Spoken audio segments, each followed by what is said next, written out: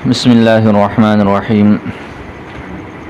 وقد يتضمن المبتدأ معنى الشرط فيصح دخول الفاء في الخبر. مصنف رحمۃ اللہ علیہ نے مبتدا اور خبر کے بارے میں ایک اور حکم بیان فرمایا ہے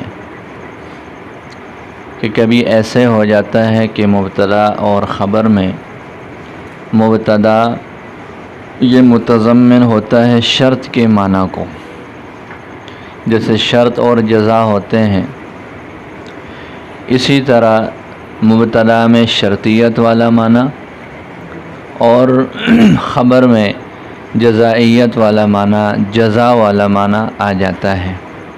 لہٰذا جب یہ معنی آ جائے گا تو اس معنی کے آ جانے کے بعد مبتدا اور خبر پر کچھ احکامات بھی ایسے جاری ہوتے ہیں جو شرط اور جزا میں ہوتے ہیں۔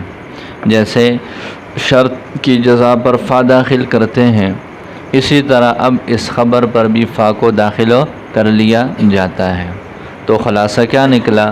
خلاصہ یہ نکلا کہ کبھی ایسے ہوتا ہے کہ مبتدا شرط کے معنی کو متضمن ہوتا ہے، لہٰذا اس صورت میں مبتدا میں شرط والا معنی اور خبر میں جزا والا معنی آ جاتا ہے، اور جس طرح جزا پر فا کو داخل کیا جاتا ہے اسی طرح کیا کرتے ہیں، خبر پر بھی فا کو داخل کر لیا جاتا ہے۔ وقد یتضمن، جی اس کی سمجھ آ گئی متن کی؟ وقد یتضمن المبتدا معنی الشرط، کبھی متضمن قد مضارع پر داخل ہے تو یہ جو ہے وہ پڑھ چکے ہیں کہ تقلیل کے لیے آتا ہے، مطلب ایسے کم ہی ہوتا ہے۔ قد یتضمن کبھی متضمن ہو جاتا ہے مبتدا شرط کے معنی کو۔ اب شرط اور جزا عام جو اس کا مفہوم ہے وہ کیا ہے؟ شرط اور جزا کا عام مفہوم یہ ہے کہ جزا یہ سبب ہوتا ہے، یہ شرط یہ سبب ہوتا ہے جزا کے وجود کے لیے۔ کیا ہے؟ ان آتیتنی اکرم کا، اگر تم میرے پاس آؤ گے تو تمہارا تو اکرام کو وجود ملے گا۔ کب ملے گا؟ جب اس کا اتیان پایا جائے گا۔ تو شرط یہ سبب ہے وجود کا، کس کے لیے؟ جزا کے لیے۔ شرط اور جزا میں یہی ہوتا ہے، سببیت کا تعلق ہوتا ہے کہ شرط یہ سبب ہوتا ہے کس کے لیے؟ جزا کے لیے، کہ شرط کے وجود کی وجہ سے وہ سبب بنتا ہے جزا کے وجود کے لیے۔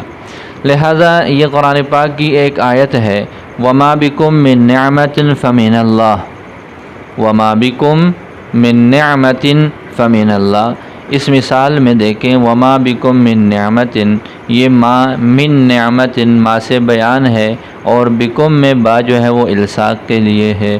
وما بکم من نعمت فمن اللہ، یہ ما جو ہے یہ سارا مل کر یہ بن جائے گا مبتدا، فمن اللہ یہ اس کے لیے خبر ہے۔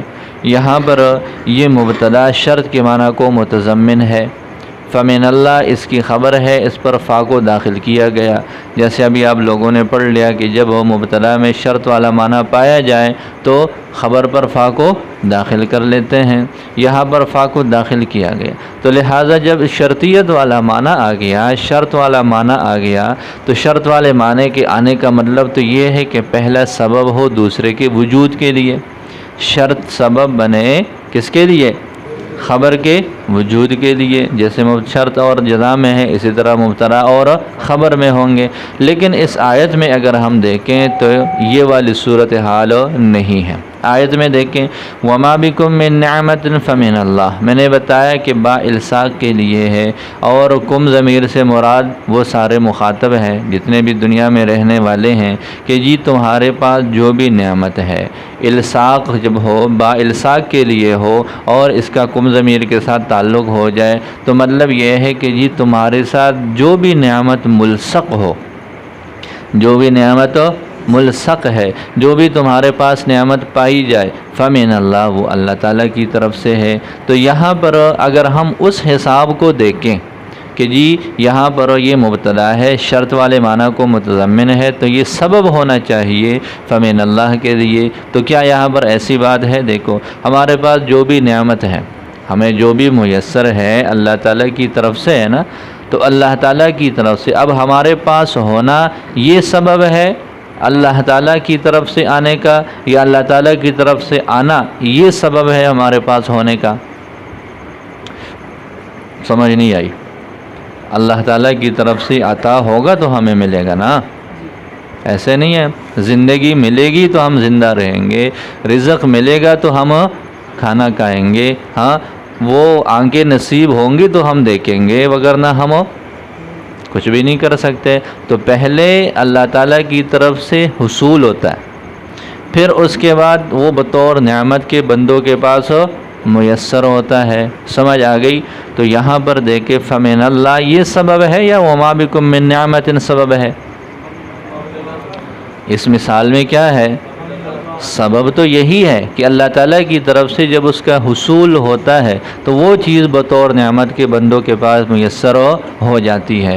تو آپ لوگوں نے کہا تھا کہ جی مبتدا شرط کے معنی کو متضمن ہوتا ہے، پھر جو ہے وہ خبر پر فا کو داخل کرتے ہیں، جس کا مطلب تو یہ ہو گیا کہ جی مبتدا وہ سبب ہے جزا کے وجود کے لیے، لیکن یہاں پر یہ ہے وما بکم من نعمت، یہ سبب نہیں ہے کہ جی ہمارے پاس جو بھی ہے یہ سبب بن گیا اللہ تعالیٰ کے پاس سے آنے کا، تو ایسی بات نہیں ہے، بلکہ اللہ تعالیٰ کے پاس سے آنا یہ سبب ہے بندوں کے پاس نعمتوں کے وجود کے لیے۔ تو یہ تو اس کے برعکس پایا گیا، لہذا یہ شرطیت اور جزا والا جو آپ کا تصور ہے وہ تو یہاں چلا ہی نہیں۔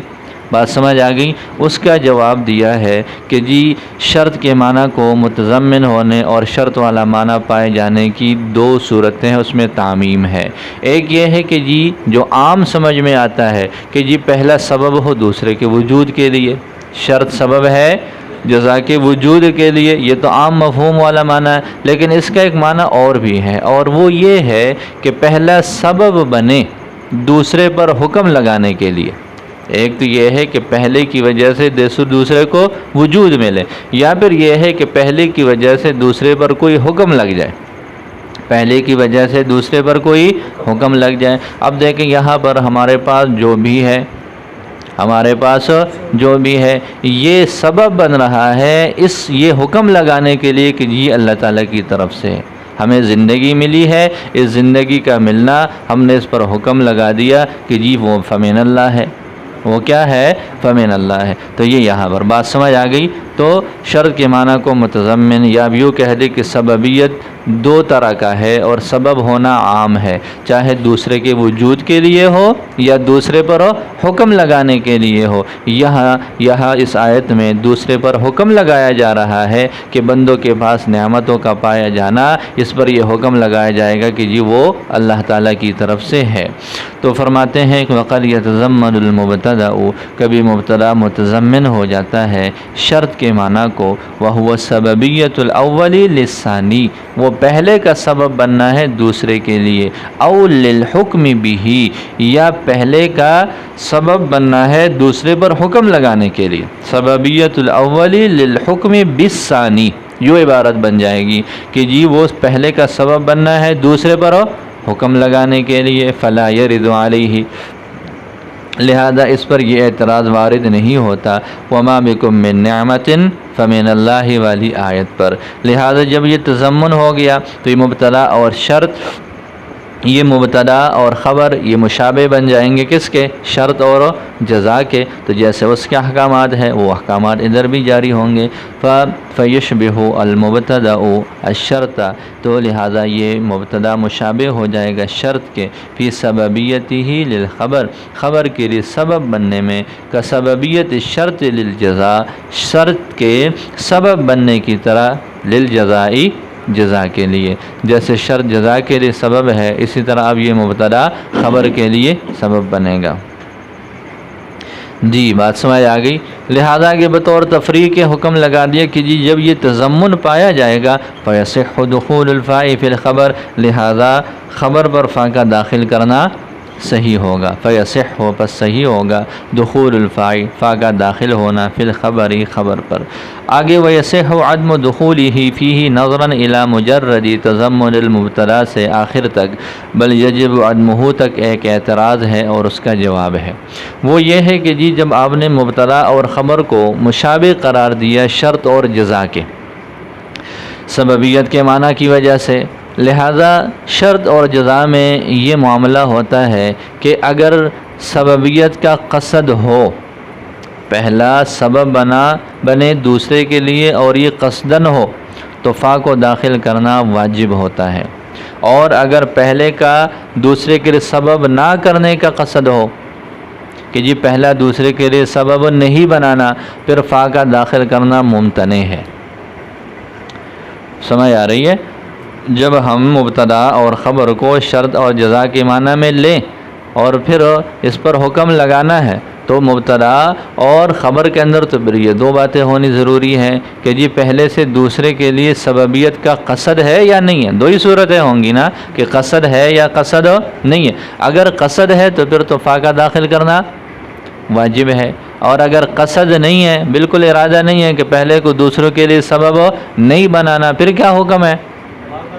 فا کا داخل کرنا پھر ممتنع ہے۔ تو فیصح دخول الفاء علی الخبر سے کون سی صورت مراد ہے؟ یہاں تو دو صورتیں ہیں، اور اس کی صورت یہ ہے کہ ایک میں داخل کرنا واجب ہے اور ایک میں داخل کرنا ممتنع ہے۔ اس کا جواب یہ دیتے ہیں کہ جی یہاں پر اصل میں تین صورتیں بنتی ہیں۔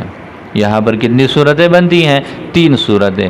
پہلی صورت وہ ہے جہاں پر قصد کا ارادہ ہو، دوسری صورت یہ ہے کہ جہاں پر قصد کا ارادہ نہ ہو، تیسری صورت یہ ہے کہ جہاں پر کوئی ارادہ نہ ہو، نہ قصد کا ارادہ ہے نہ ہی قصد نہ کرنے کا ارادہ ہے، بس خاموشی ہے۔ ٹھیک ہے، جو منطقی حضرات ہیں وہ اس کو کیا کہتے ہیں؟ بشرط شے، بشرط لا شے، اور لا بشرط شے۔ بشرط شیء کا مطلب کسی چیز کو کہ شرط کے ساتھ، کسی چیز کے وجود کی شرط کے ساتھ، بشرط لا شیء، اس شرط کے ساتھ کہ کوئی بھی چیز نہیں ہوگی، لا بشرط شیء کہ جی کچھ بھی نہیں ہے بس۔ ٹھیک ہو گیا؟ تو یہ اس کی گویا کہ کتنی صورتیں ہو جاتی ہیں؟ تین صورتیں ہو جاتی ہیں۔ ایک صورت یہ ہے بشرط شیء، یعنی قصد کا ارادہ ہو کہ پہلا دوسرے کے لیے سبب ہے، اس کا قصد اور اس کا ارادہ ہے، لہذا اس صورت کا حکم یہ ہے کہ فا کا داخل کرنا واجب ہے۔ دوسری صورت بشرط لا شیء ہے کہ یہ شرط ہے کہ کوئی چیز نہیں ہوگی، تو اس کو یوں کہہ دیں کہ بشرط عدم القصد کیا ہو جائے گا؟ پہلی صورت اگر ہم یہاں پر اس کو جو ہے وہ لاگو کریں تو پہلے صورت کو ہم کہہ سکتے ہیں کہ بشرط القصدی، دوسرے کو ہم لگائیں گے کہ بشرط عدم القصدی کہ جی پہلا یہ ہے کہ قصدن ہو، یہ شرط ہے، دوسرا یہ ہے کہ قصدن ارادہ نہ ہو۔ اس کا حکم یہ ہے کہ یہاں پر فا کا داخل کرنا ممتنع ہے۔ تیسری صورت یہ ہے کہ لا بشرط شیء، یعنی ایسا ہے کہ اس میں شرط اور جزا والا معنی تو ہے لیکن اس کا نہ قصد ہے اور نہ ہی عدم قصد کا ارادہ ہے، تو جب ایسی خاموشی والی صورت ہو اس کا حکم یہ ہے کہ جی فا کا داخل کرنا صحیح ہے۔ صحیح اس معنی میں کہ داخل کر بھی سکتے ہیں اور اس کو چھوڑ بھی سکتے ہیں، یہ دونوں صورتیں اس میں جائز ہو جاتی ہیں۔ اور یہاں پر فیصح دخول الخبر فی الفاء میں یہی تیسری صورت مراد ہے، لا بشرط شیء کہ نہ قصد کا ارادہ ہے نہ عدم قصد کا ارادہ ہے، لہذا یہی ہے کہ خاموشی ہے، ہو گیا تو ہو گیا، نہیں ہوا تو نہ ہوا، لہذا جہاں پر چاہے تو فا کو داخل کر لیں گے، جہاں چاہے تو فا کو داخل نہ کریں گے، کوئی جو ہے وہ رکاوٹ نہیں ہے۔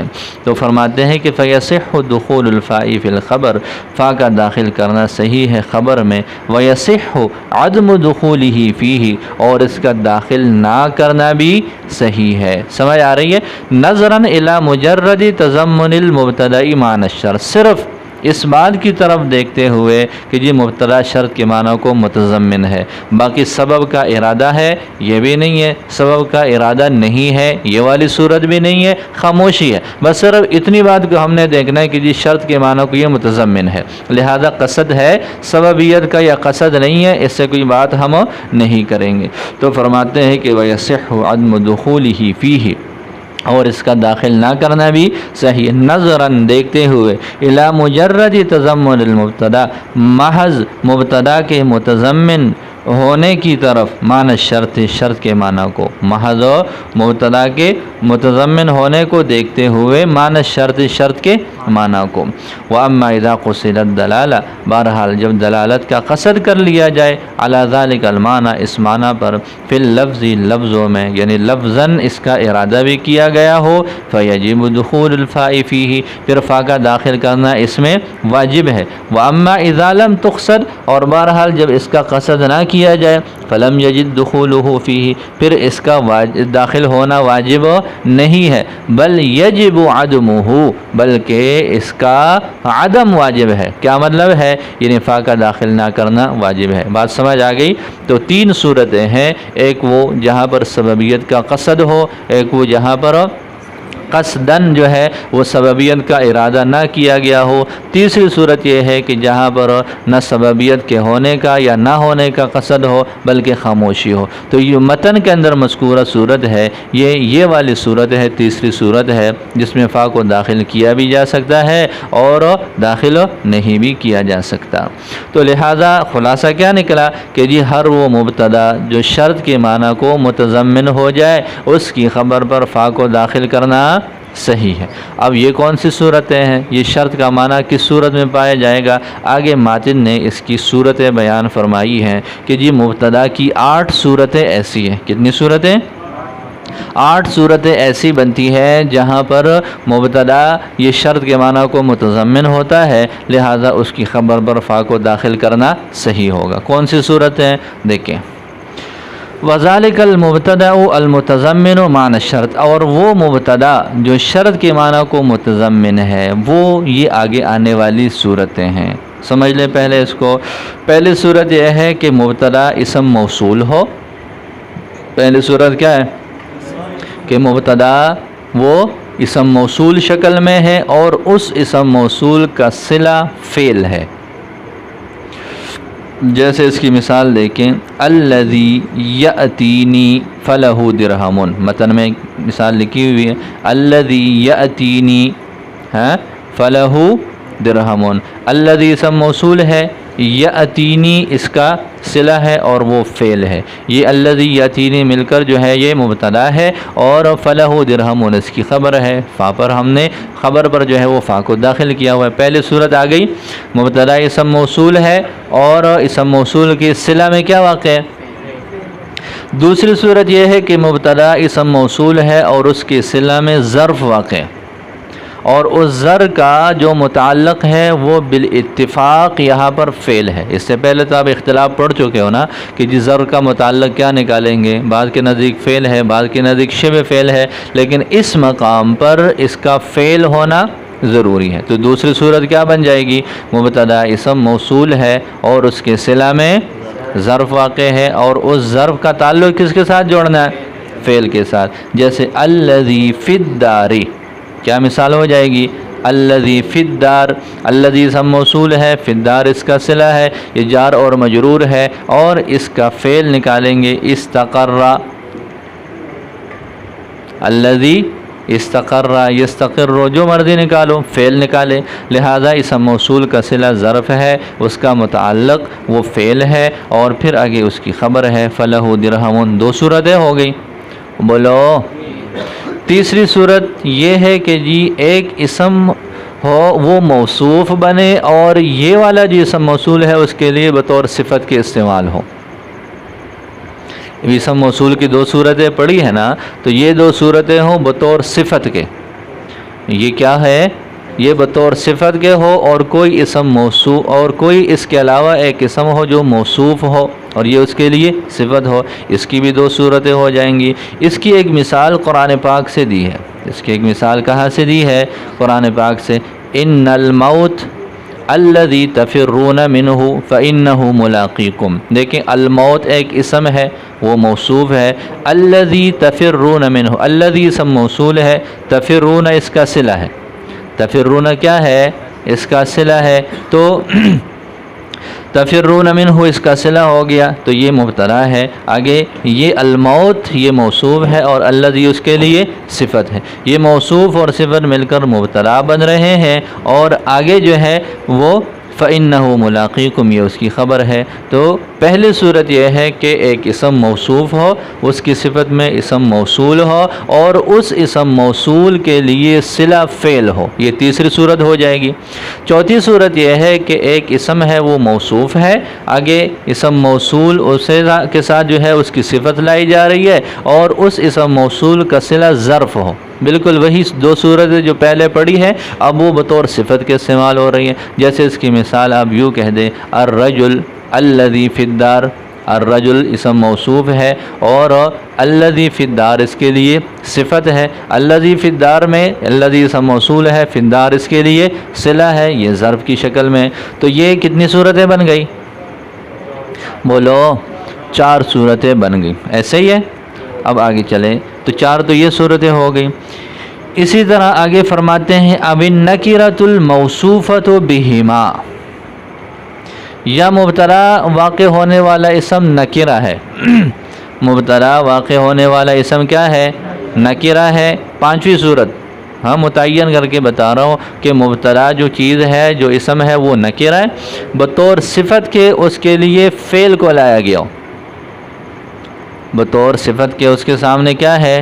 فعل ہے. جیسے کل رجل یأتینی، کل رجل یہ نکرہ ہے، یأتینی فعل ہے اس کی صفت ہے.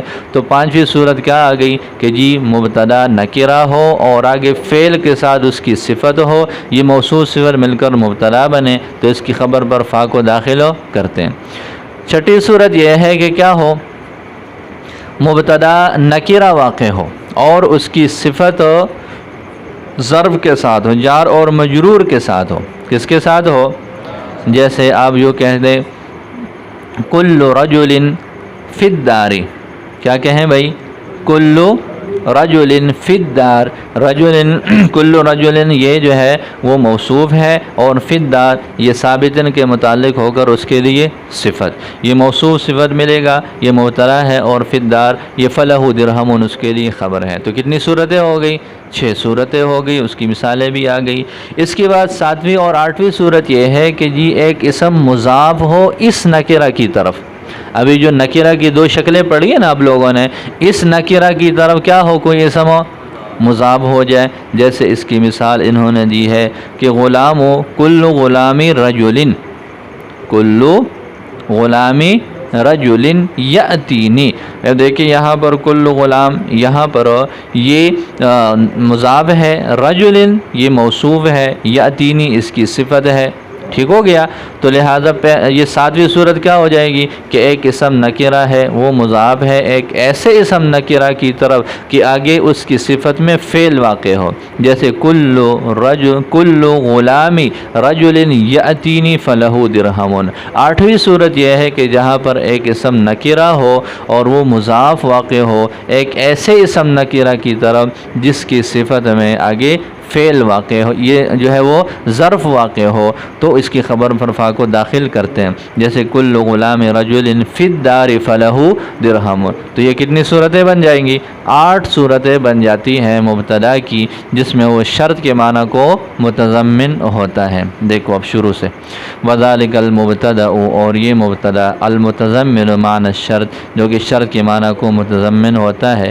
اما الاسم الموصول یا تو اسم موصول ہے فعل یا ظرف کے ساتھ. اب فعل یا ظرف کے ساتھ اسم موصول کا کیا مطلب ہے؟ آگے اس کی وضاحت فرمائی ہے ای الذی جعلت صلتہ جملۃ فعلیۃ، یعنی وہ اسم موصول جس کے صلہ میں جملہ فعلیہ رکھا گیا ہو یا پھر ایسا ظرفیہ ہو جعلت مؤولۃ بجملۃ فعلیۃ، جس کی تعویل کی گئی ہو جملہ فعلیہ کے ساتھ. ہاں ہونا بالاتفاق، یہاں پر اتفاق کے ساتھ یہ بات ہے، اس میں کوئی اختلاف نہیں ہے. یہ بات سمجھ آ گئی. اب آپ لوگوں نے دیکھا کہ یہ فعل یا شبہ فعل کو یا ظرفیہ کو بنیادی چیز قرار دیا گیا ہے کہ جی سب موصول ہو تو اس کے صلہ میں فعل یا جملہ ظرفیہ ہو اور جملہ ظرفیہ بھی کس کے ساتھ ہو؟ فعل کے ساتھ ہو، موصوف صفت ہے تو اس میں بھی اس کا لحاظ کیا گیا۔ تو یہ فعل یا ظرف کی شرط کیوں لگائی ہے؟ اس وجہ سے لگائی ہے کہ آپ نے اس مبتدا اور خبر کو تشبیہ دی ہے کس کے ساتھ ہو؟ مبتدا اور خبر کو تشبیہ دی ہے شرط اور شرط اور جزا میں افعال کا ہی استعمال ہوتا ہے، شرط اور جزا میں افعال ہی مستعمل ہیں، اس میں افعال کے علاوہ جو ہے وہ فعل شرط فعل جزا ہوتے ہیں، وہاں پر اس کے علاوہ کوئی چیز استعمال نہیں ہوتی۔ لہٰذا چونکہ ہم نے اس کو جو ہے اس کے مشابہ قرار دینا ہے، تو مشابہت کو مکمل کرنے کے لیے ضروری ہے کہ جیسے وہ افعال ہوتے ہیں اس کے لحاظ اس لیے اس طرح جو ہے اس میں بھی افعال ہی ہونے چاہیے۔ وَإِنَّمَا اُشْتُرِطَ، اور بے شک یہ شرط لگائی گئی، أَن تَكُونَ صِلَتُهُ فِعْلًا أَوْ ظَرْفًا، کہ اس کا صلہ فعل ہو یا ایسا ظرف ہو، مؤولاً بالفعل، جو فعل کے ساتھ مؤول ہو، لیتأکد، تاکہ پختہ ہو جائے، مشابہتہ الشرط، اس کا شرط کے ساتھ مشابہ ہونا، لأن الشرط، اس لیے کہ شرط لا یکون الا فعلا، وہ نہیں ہوتا مگر فعل ہی۔ جی یہ دو صورتیں ہو گئی۔ وفی حکم الاسم الموصول المذکور، اور مذکورہ اسم موصول کے حکم میں، اور مذکورہ اسم موصول کے حکم میں وہ اسم ہے الموصوف بہ، جو موصوف ہو اس کے ساتھ، کس کے ساتھ؟ اس اسم موصول کے ساتھ، یعنی یہ اسم موصول بذات خود مبتدا واقع ہو جائے، یا پھر یہ اسم موصول بطور صفت کے واقع ہو جائے کسی اور اسم کے لیے، تو اس کا بھی یہی حکم ہے۔ جیسے اب آگے مثالیں دی ہیں، جی اب النکرۃ الموصوفۃ، یا دیکھیں، یا ایسا نکرہ ہو مبتدا، ایسا نکرہ ہو الموصوفۃ بہما، جو ان دونوں کے ساتھ موصوف ہو، جو الموصوفۃ بہما، جو ان دونوں کے ساتھ۔ اس پر اعتراض ہوگا کہ جی ایک نکرہ کی بیک وقت فعل اور ظرف کے ساتھ کیسی صفت لائی جا سکتی ہے؟ نکرہ ایک ہے، ایک ہی وقت میں اس کی صفت میں فعل بھی واقع ہو، ظرف بھی واقع ہو۔ یہ عبارت کے متن کی عبارت سے تو یہی بات سمجھ میں آتی ہے کہ ایسا نکرہ الموصوفۃ بہما، جو ان دونوں کے ساتھ موصوف ہو، تو یہ تو ہو ہی نہیں سکتا۔ آگے اس اعتراض کو حل کیا ہے کہ بأحدہما، یہاں پر عبارت مضاف جو ہے وہ محذوف ہے، بہما اصل میں کیا تھا؟ بأحدہما، کہ جو ان میں سے کسی ایک کے ساتھ بیک وقت یا فعل ہوگا یا ظرف ہوگا، تو بأحدہما یہ عبارت پوری یوں ہو جائے گی۔ جی تو کتنی صورتیں ہو گئی؟ 6 صورتیں ہو گئی۔ وفی حکمہ الاسم المضاف الیہا، اور اسی نکرہ کے حکم میں ہے وہ اسم جس کی اس کی طرف اضافت ہو، اور اسی نکرہ کے حکم میں ہے وہ اسم بھی المضاف الیہا، جس کی اس اسم کی طرف اضافت کی جا رہی ہے۔ تو یہ 8 صورتیں، 2 صورتیں بذات خود، 2 صورتیں کس کی ہیں؟ ایک اسم موصول ہے اس کی 2 صورتیں، ایک اسم نکرہ کی اس کی 2 صورتیں، پھر یہ اسم موصول صفت بنے کسی اور موصوف کے لیے، یا پھر یہ اسم نکرہ جو ہے وہ مضاف الیہ بنے کسی اور اسم کے لیے، تو یہ 8 صورتیں بن جاتی ہیں۔ اب آگے مثالیں دی ہیں، مثل الذی، جیسے الذی یأتینی، یہ مثال کس کی ہے بھلا؟ اس اسم موصول کی ہے بفعل، جو فعل کے ساتھ ہو، او الذی فی الدار، یہ الذی فی الدار ہو جائے گا، ھذا مثال، یہ مثال ہے اس اسم موصول کی بظرف، جو کہ ظرف کے ساتھ ہے، فلہ درہم، یہ الذی یأتینی فلہ درہم، الذی فی الدار فلہ درہم، تو فلہ یہ فا یہ خبر پر داخل ہے۔ واما مثال الاسم الموصوف، بہرحال مثال اس اسم کی جو کہ موصوف ہے مذکورہ اسم موصول کے ساتھ، فقولہ، بس وہ اللہ تعالیٰ کا فرمان ہے، ان الموت الذی تفرون منہ۔ اب دیکھیں یہاں پر یہ انا کا اسم ہے، لیکن اصل میں تو انا کس پر داخل ہوتا ہے؟ نواسخ ابتدا میں سے ہے نا، تو اصل تو مبتدا اور خبر پر داخل ہوتے ہیں، تو اصل تو اس کی عبارت یوں ہے، الموت الذی تفرون منہ، تو اصل میں چونکہ یہ مبتدا اور خبر ہے تو اس کا لحاظ کر لیا گیا۔ قل ان الموت الذی تفرون منہ، یہ الموت موصوف ہے اور الذی تفرون منہ اس کی صفت ہے، یہ مبتدا واقع ہے، فإنہ ملاقیکم، یہ اس کی خبر ہے اور اس پر فا داخل ہے۔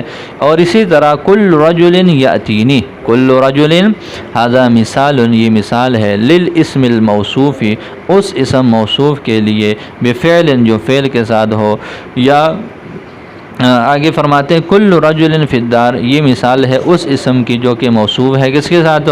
ضرب کے ساتھ، فلہ درہم، یہ اس کی خبر ہے۔ واما مثال الاسم المضاف الی النکرۃ، بہرحال مثال اس اسم کی جو کہ مضاف ہو ایسے نکرہ کی طرف، الموصوفۃ باحدہما، جو ان میں سے کسی ایک کے ساتھ موصوف ہو، فقولک، پس آپ کا یہ قول ہے، کل غلام رجل، کل غلام یہ ایک نکرہ ہے، یہ مضاف ہے، اور آگے رجل یہ کیا ہے؟ بولو، یہ اس کی صفت ہے اور یہ جو ہے موصوف ہے۔ آگے اس غلام کا یہ موصوف مضاف الیہ ہے اور پھر یہ موصوف ہو جائے گا، اور یاتینی اس کی جو ہے وہ صفت ہے۔ تو فرماتے ہیں فقولک، پس آپ کا قول ہے، کل غلام رجل یاتینی فلہ درہم، اور آخری مثال بن جائے گی کل غلام رجل فی الدار فلہ درہم۔